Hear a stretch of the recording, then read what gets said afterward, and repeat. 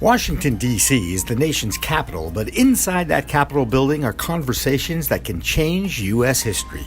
The National Cannabis Industry Association leads the lobbying effort for the green wave that's continuing to grow momentum towards the end of prohibition. Becky Dansky was part of a panel discussion hosted by the NCIA a few weeks ago, and her efforts for the Safe and Responsible Banking Alliance are right in the middle of the movement, and now she's on In the Weeds with Jimmy Young.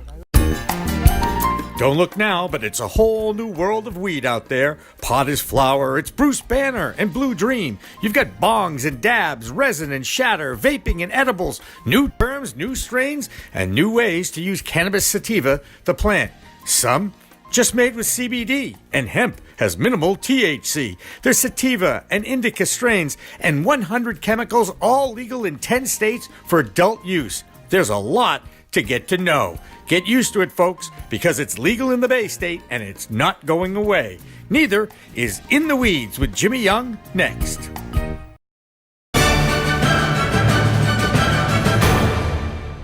Revolutionary Clinics is just one of 49 medical cannabis dispensaries in Massachusetts, but there's a reason why it's one of the most popular. It's their patient-first philosophy. All day long, they teach, they educate, they communicate about this complicated plant called cannabis sativa. That's true whether you visit their Cambridge location in Fresh Pond at 110 Fawcett Street or at 67 Broadway in Somerville. Revolutionary Clinics, where the patient comes first. Hi, everyone. Welcome to a very special edition of In the Weeds with Jimmy Young. Once again, we are on location in Washington, D.C. And if you can't see the monuments, it's because we're inside a conference room. And we're at the offices of Thompson and Colburn. Mm-hmm. Did I do it right? Thompson and Colburn. Thompson and Colburn. And I'm here with Becky Dansky. She is the executive director of the Safe and Responsible Banking Alliance.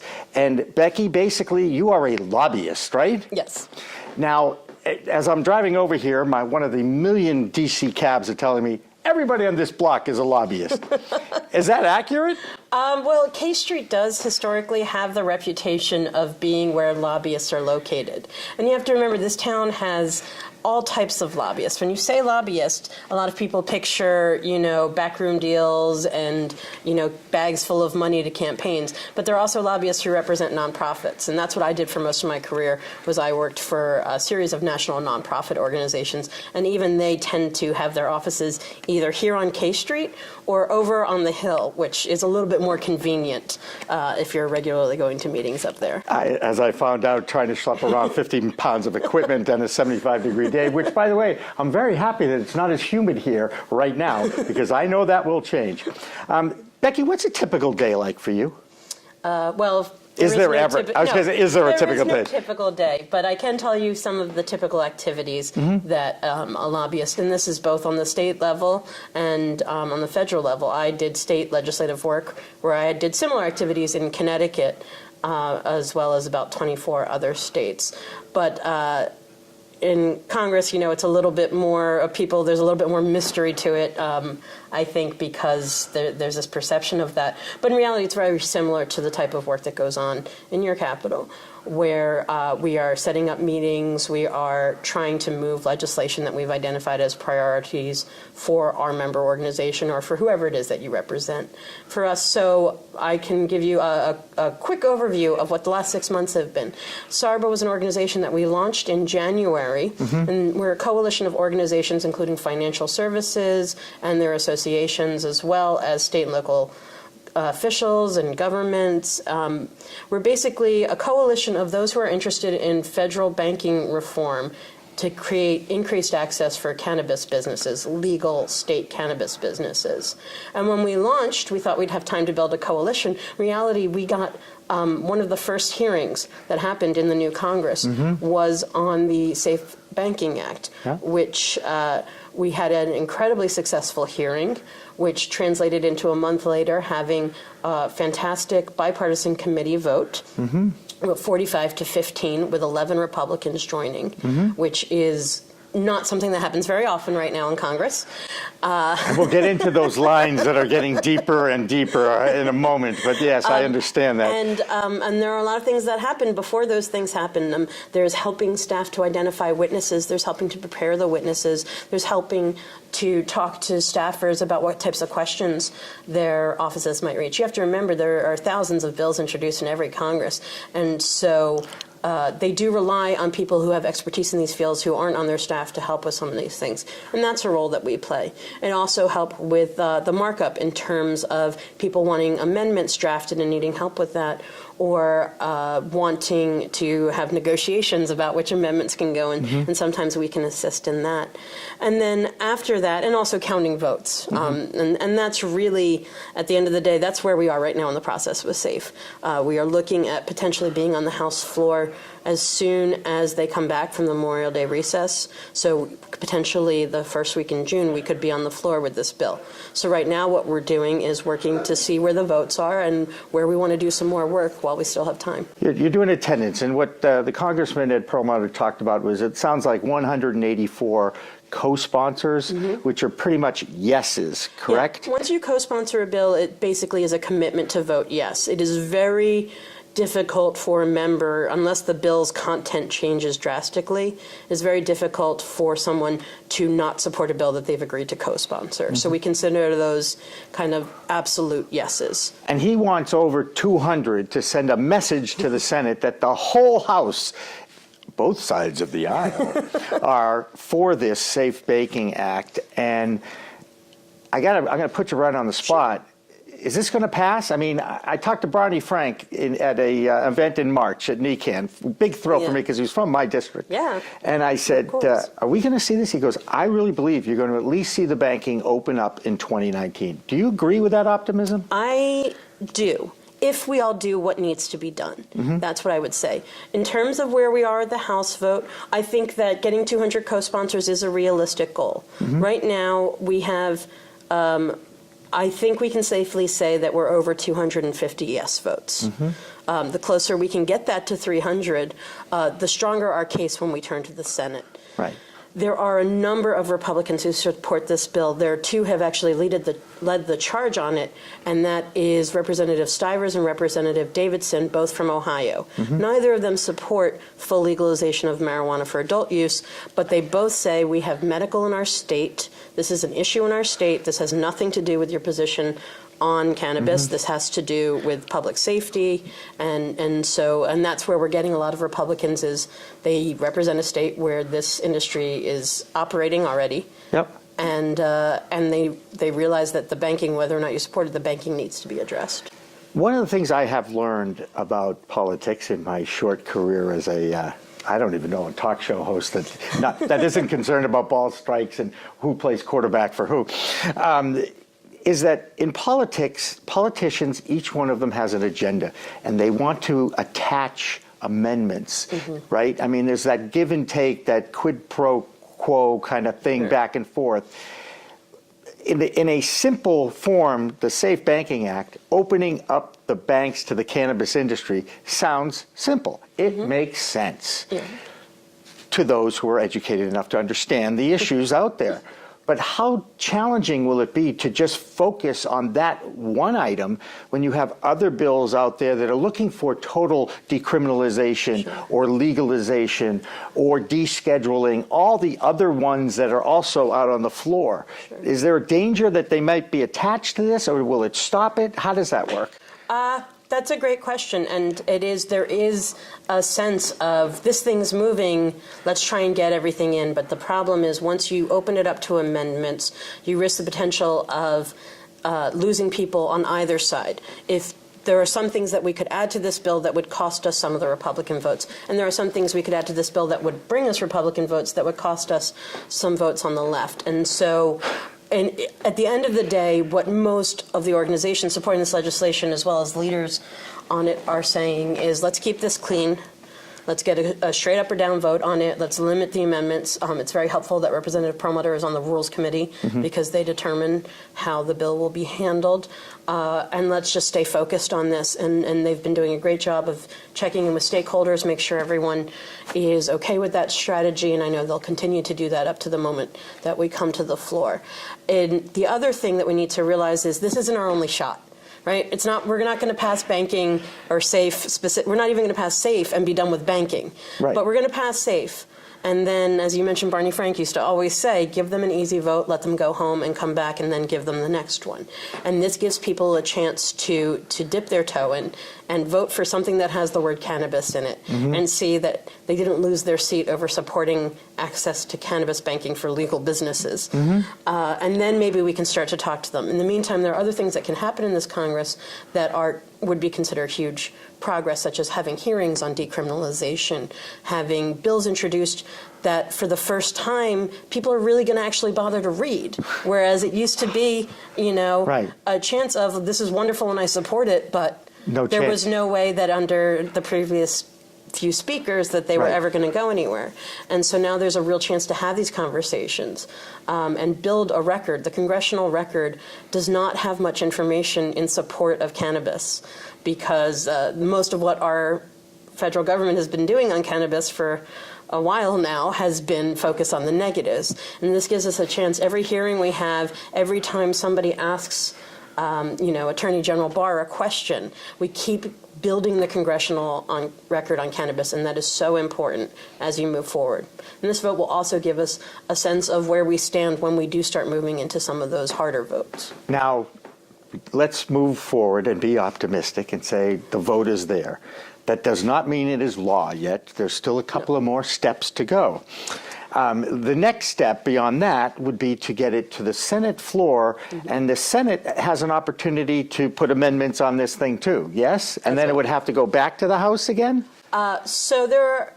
It's like no wonder anything never gets done here in Washington. On the one hand, we have the schoolhouse rock, this is how a bill becomes a law. Okay. But that's not very accurate anymore. Okay. And for over a decade, that hasn't been how it's been done. When I first came to D.C. 20 years ago, we used to pass 11 different appropriations bills. Now the budget becomes this monster that lots of different things get rolled into, and that's where most legislation actually gets sent to the president these days as part of a larger package. So traditionally, we would be looking at a situation where we pass it in the House, and then we would turn our attention to the Senate. The Senate, unfortunately, the committee that has jurisdiction, there are two committees that could consider banking. One is Judiciary, chaired by Senator Lindsey Graham, and the other is the Banking Committee, which is chaired by Senator Crapo. And he has, It's okay. he is one of the three states that does not even have a CBD law. Right. And so it makes it a little bit more difficult. Neither one of them has expressed that they are at this point planning to hold a hearing on these bills. But if they're the head of the committee and everybody else on the committee, and again, I'm stretching it here a little bit, says, we got to do this, is he still in a position to say no? At the end of the day, it is the chairman's prerogative. Yeah.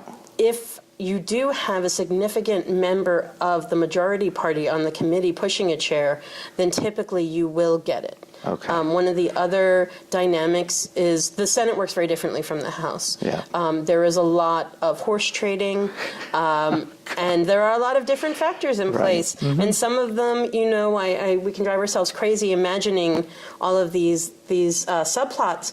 But it is something where, and unfortunately, when I took a look at when the Republicans released who was going to be on that committee, it was not good news for us on either one of those committees. We have maybe one or two supportive senators on those two committees. Meanwhile, we may actually have 60 votes in the Senate. And so while the idea of putting pressure on Crapo and Graham to get hearings is definitely worth the effort, because we shouldn't just give up when somebody says, I'm not really interested, it is far more likely that this will end up as part of a larger package.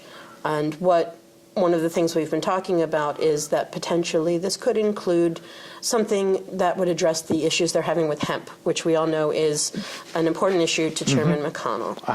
to Majority Leader McConnell. Right.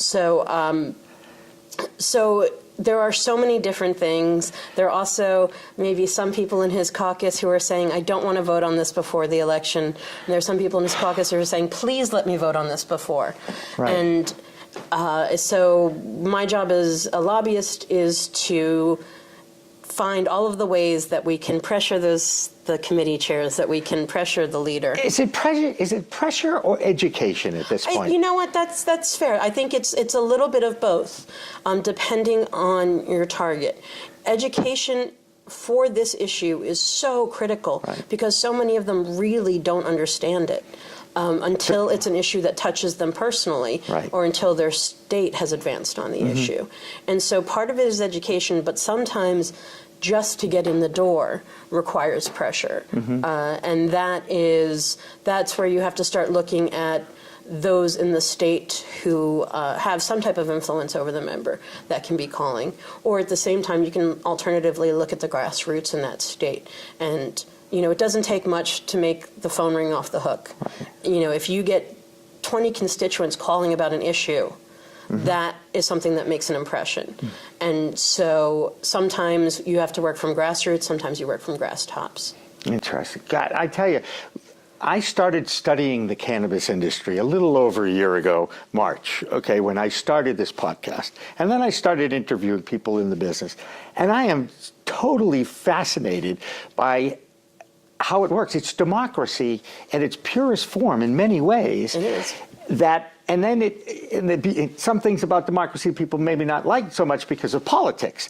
And now you've got a situation in Washington. I'm not going to ignore the fact that there is such an incredible divide between these two parties that, there is starting to talk about impeachment of a president is always a difficult time. I do remember the last time it did happen with Mr. Clinton too, President Clinton too. Sorry, I was going back to the 70s. No, there was that one other. That other one, right. And by the way, I get it, and it was there and all that. That being said, I'm sure you are hoping that kind of avenue does not get attached to this issue. Yeah, I think one of the comments I made earlier today when we were speaking was that the fact that we have 20 Republican co-sponsors in the House and we have 5 in the Senate, that is a sign that leadership has not said to their caucus, you're not allowed to go out there on this. And that in these politically trying times, there is definitely occasion when that happens, when you can see that one party or the other, everybody's in lockstep. You looked the other day, every single member of the Democratic caucus was a co-sponsor of the Equality Act. That was the caucus saying, this is where we stand as Democrats. That's not the case with Republicans on this. The leaders in both chambers of the Republican Party are clearly not telling their caucuses they can't support it. So that's a good sign. And I think that indicates that it will be able to get more Republicans in both chambers before we're done with this bill. And last time I checked, the Republican Party and money, it kind of goes hand in hand. I mean, over history, I was a history major at Tufts University, by the way. I graduated, not this weekend, but, in the past. It was 40 years ago this weekend. So, I just wonder, how can this get screwed up is really my big question. Absolutely. So the country has moved on with cannabis. We poll in the mid to low 90s for medical, and in the mid 80s when you look at just Republicans when it comes to medical cannabis. Right. So an overwhelming majority of Americans. I've worked on dozens of issues in my lifetime. I've never seen anything poll the way this does when you're talking about medical. And banking affects medical. And so you're connecting dots. Yeah, and I think that more and more of them are getting it. Yeah. That said, Congress is woefully behind the states on this issue. This is very similar to what happened with marriage equality in terms of the states reached a tipping point before there was attention at the federal level. And that's where we are on this now. When you can get in the high 70s in southern states for medical, this conversation is over when it comes to medical. Right. The other issue is where's the administration on this? And all signs seem to point to they would be happy to see this happen.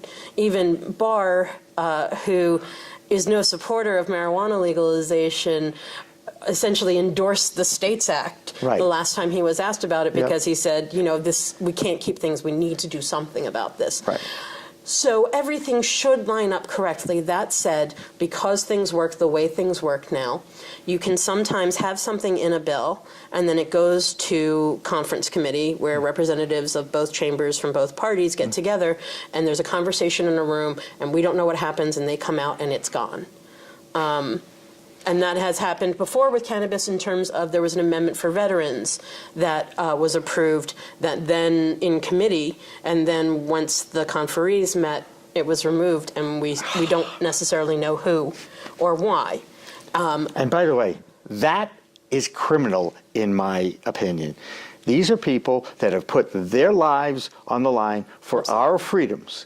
They're trying to get access to a chemical, a drug that can help them, and they are denied it because of the federal illegalization, because of the Controlled Substances Act, because it's a Schedule I drug. By the way, if we do this banking thing, are we going to attach the descheduling down to maybe number 2, or is that one of those amendments that, you know? So descheduling, that actually raises a point about the other banking bill that you frequently hear about, the States Act. The States Act, right. States Act would amend the Controlled Substances Act, not to change the scheduling, but to take the criminal penalties that would be attached to a bank working with someone with some other drug on the schedule. Yep. Would not apply in cases where there was a state legal marijuana program. Right. That becomes, and what we hear sometimes, some of the resistance to that versus the Safe Banking Act is the idea of, going back to what you said, amendments. Right. If we start opening up the Controlled Substances Act, there is potential that other people are going to want to do other things. And anything that even hints at descheduling is a bridge too far for even people who are co-sponsoring the SAFE Act at this point. And so when we talk about descheduling, at the end of the day, for banking purposes, descheduling is the ultimate solution. No more gray area. Right. No more reading between the lines. No more SAR reports. Right. All of that. But that is the ultimate end game for marijuana in this country overall. And we're just starting this. If we get the SAFE vote and when we have the SAFE vote, that is going to be historic. Right. And as much as we'd love to say, let's get it all at once, Right. unfortunately, that's just not where lawmakers in D.C. are. Go back to what Barney Frank said. Make sure you get something that you can win, right? And you move forward. Get a win under your belt first before you go for the home run. Get the single before you get the home run. It makes sense. I love sports analogies. No, what a shock. Understandably, and that's one of the things. There was a time in D.C. when I first came to town, we did take principled votes on occasion, where you knew that you weren't going to win, but you wanted everybody to be on the record. And that is become more of a thing of the past. Because, one, if you're running the show, you're not going to bring something to the floor that you think you're going to lose. And the other, because people say, well, what's the point? And some lobbyists even prefer not to do that, because if somebody votes no, it's going to be harder to switch them to a yes once they've dug their heels in so far as to casting a vote. And so instead, most of the time we know where 99% of the votes are before they start voting, if we're doing our jobs correctly. Right. And so that's part of this right now is doing the counting. You got your checklist. I saw your little check. It's like fantasy baseball. You're going down the lineup of the various congressmen. You're going, yep. Oh, no, we can't talk to them. Oh, we want to talk to them. But that's how your day is, right? I mean, that's what you do. That's your job. When we get to this point in the process, you start by focusing on the committee chair, and then you focus on the committee, and you see where the support is. And then when you start thinking, okay, there's a real chance this is going to the floor, we need to start looking at numbers. And even, I wouldn't say specifically on this vote, on any vote, when you start talking to leadership, to, say, Speaker Pelosi's office or Steny Hoyer's office, which does a lot of the coordinating about timing for the floor, is you should go to them with a sense of where we are on this, if they don't already know that, if it's not an issue that they've been tracking. And so that's a part of the important work that we can do, is to retain all the intelligence we can get. So the folks from NCIA who are going to be lobbying on this bill today, tomorrow, taking that feedback, and that's going to affect where people are in some of those columns. Let's talk about CBD real quick. Sure. Mitch McConnell, my God, he was mentioned 3 or 4 times in today's little panel. I was pretty impressed by that, I guess. But, the fact that they got the Farm Act passed with hemp now, but it so exposed them to realize they really didn't understand CBD. Yeah. And they certainly didn't understand. I think they understood hemp because, like, well, that's the one that doesn't get you high. Yeah. I mean, it's simple as that, right? Oh, that's the one that doesn't have as much we're THC. Lucky. I've worked in some states where there were opponents who didn't understand the difference and fought hemp bills because they thought that it was a gateway to legalization. So at least he's there. That's right. That's right. And he signed the bill with a hemp pen, which I thought was kind of symbolic too, which I thought was kind of cool.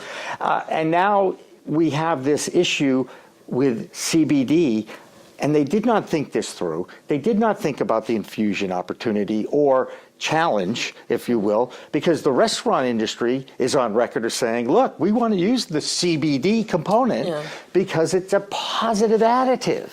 Yeah. But again, it is a Schedule I drug still now, isn't it? Doesn't it come from a Schedule I drug, doesn't it, right? So we're not so sure. It's not a mess because of people like you and people like the NCIA who are actually educated enough and understand both sides of the arguments, even though one is based on 80 years of propaganda. Yeah, absolutely. Do we see that CBD will be under the Food and Drug Administration, the FDA? So a disclaimer, my expertise is good job. in marijuana. Fair enough. But obviously it's become virtually impossible to completely separate the two. And one of the reasons why they're running into trouble with CBD post-Farm Act is that, and from my opinion, is the testing issue. Right. Because when you're talking about is something marijuana or is it hemp, we're talking about decimal points. Right. And right now, the testing is such that you can be within a 10 percentage point margin of error and still be considered accurate. Right. So that means take a legal product in your state of Massachusetts, say an edible. It might say that it's 22% THC, but it could be 12, or it could be 32. Right. And it would still, in some states, I'm not sure what the margin of error is for Massachusetts off the top of my head, but in some states, so the question of if something is hemp, and they're going back and forth with this poor gentleman who was caught with the truck full of what he thought was hemp, and then they said, no, it tested, and this is marijuana, and he was driving through, of all places, Idaho, the one state that doesn't even have a CBD law, one of the 3 states that doesn't, and so you see this issue, and there's a difference of opinion in Congress. Some think that they've given the FDA everything they need to move forward on this, and some, including Mr. McConnell, say, no, we need further legislative clarification. And so the SAFE bill will actually cover CBD in it, in my understanding, in the version that will be brought to the floor. So those who are in the CBD business or have a product that is CBD infused will be able to do banking? As far as anyone doing anything else, and then that's, I'm sorry to be such a lawyer on this sort of stuff. No, it's okay. SAFE does not guarantee every bank is suddenly going to do this. Right. This is going to make it possible and have something, a permanent law, not a guidance, not a memo, not something attached to appropriations that's going to expire in a year. Gotcha. This is a law that you can point to and says, here it is in U.S. law saying that we shouldn't be discriminated against or targeted or regulators shouldn't, go after us. It's a first step. And so it would have, to the extent that SAFE covers state legal marijuana business, it would cover CBD, is my understanding of it. Interesting. Well, your understanding is better than mine. And I marvel at that, by the way, because you were right in the middle of this. And I think that those who are pro-cannabis, and pro-cannabis media obviously is a pro-cannabis group, support what you guys are doing. And you and I, we bonded really quickly afterwards. We talked about the absence of a public service campaign about the positive aspects of the medicinal value of the cannabis sativa plant. You mentioned the numbers, 90%, 80%. Pretty much everybody gets that, my goodness gracious, this product can help with seizures, it can help with MS, it can help with chronic pain, it can decrease your inflammation. They get that, okay? I just hope, but the rest of the country, again, is out there operating from a disadvantage, operating from 70 years of propaganda, telling them it's a gateway drug, that it's, it'll cause whatever. I don't even want to go into any of the negatives of it because I think they're all bunk, to be honest with you. They've all been proven. But misinformation. And here's one more thing that I've learned, and I'm going to pass this on to you, and I bet you know this, okay? Everybody says we need research on this, and God knows, yes, we do. I love education. I think that we need more and more of it anyway. But what freaks me out is the fact that you can't create a public service announcement about this and change the behavior of the public. They're basing all of their knowledge on lies. It's for specifically a certain generation. Although what's interesting to see is that as states have legalized adult use, teen use does not go up. It stays about the same, or in some cases goes down. For people of my age, the use does not go up. People who are already using continue to use, but they just purchase it legally. And love the fact that you know where it's from, what it's going to do, and what it tested. That nobody got hurt in the making, that that it's a safe product, that they have varieties, that you don't have to meet someone who might expose you to more dangerous drugs, all of those things. And right now I'm speaking in my personal capacity. SARBA does not actually have a position on legalization, but my previous employee at the Marijuana Policy Project, and as a former patient and caregiver myself, there is a lot of education that goes on in the states, but it's happening in kind of a piecemeal fashion as we do ballot measures. There was a great campaign, I think it was either in Arizona and Nevada, where it said, kids talk to your parents about marijuana. And the idea was, there are certain generations that understand. So I lost my point. The one group where we've seen an increase in use after legalization is actually seniors. And we have seen there's been some work done looking at why seniors are retiring to states that have legal, not just states that have medical, but states that have adult use marijuana, because they don't want to deal with getting a card. They don't want to deal with any of that. They just want to go in and try something and see. I have a friend whose father is a doctor who had never used it before. He's retired to Seattle. She suggested it to him. He tried it. He took a vape pen home. He said it was the best night's sleep I've had in my life, and he's sold now. And so the education is happening, and it's happening on such an individual basis. And that's not how you move Congress. But no masses, no public. That's what bugs me. Well, part of the problem is, and this is again not in my capacity as SARBA, but as a former employee of MPP, is that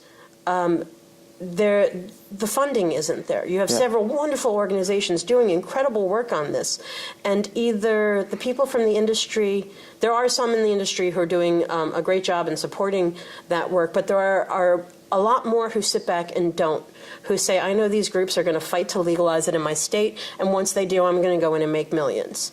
Or I'm going to hire a lobbyist to advocate for what I want in the bill, what's good for my company. And you're talking about the human frailties. And this happens with, I've never worked on an issue before where there was a corporate component to it. I've always worked on civil rights issues. And so for me, that's one of the difficulties, and this is nonprofit work in general, is getting the funds to do education, getting funds to do whatever you want with it. It is unlikely. It's more likely that someone will say, I'm from this state. I want this state to change its laws. Here's money to do that. But on the whole, what we're seeing increasingly in D.C. is the big marijuana companies are hiring either firms to represent them or who either don't do much of anything besides cash a check, or they're hiring firms that are specifically going after what that business wants. Right. And then at the same time, you have nonprofit organizations who have been doing this for over 20 years, doing it on extremely low budgets. And so that money has to go to the real work, to pay for offices and staff, and instead of millions of dollars into ads. And that's why you see some of the public education around ballot measures, because that's when that kind of money is at play, where you can spend $1 million on commercials. But right now,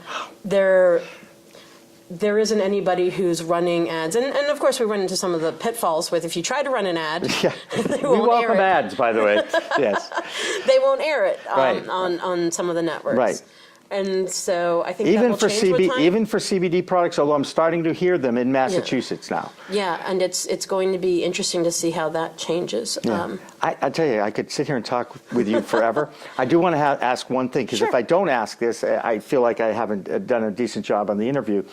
As you know, in this movement, trying to get banking, trying to move forward with the descheduling, legalization, decriminalization, I think everybody recognizes that the war on drugs was a failure, and that we have in our prisons people who have been victimized by horrible cannabis laws. And there is the movement of expungement of some of these people. I hear this, and I hear a lot of talk about it, and I hear a lot of politicians jumping on board with it. But I haven't seen a program, and this is what's going on in Massachusetts right now, is they're trying to figure this out. And of course, the Control Commission would like it go to the private sector because the public sector doesn't want to deal with it. What's the future of that? What's the future of the people that were busted with a joint in their pocket and have been in jail for 13 years? I mean, it's ridiculous. Unfortunately, it really comes down to the state that you live in. Each state. There are some people who are in prison on federal charges related to cannabis. The majority of people who are sitting in jail on charges related to cannabis are there because of state law.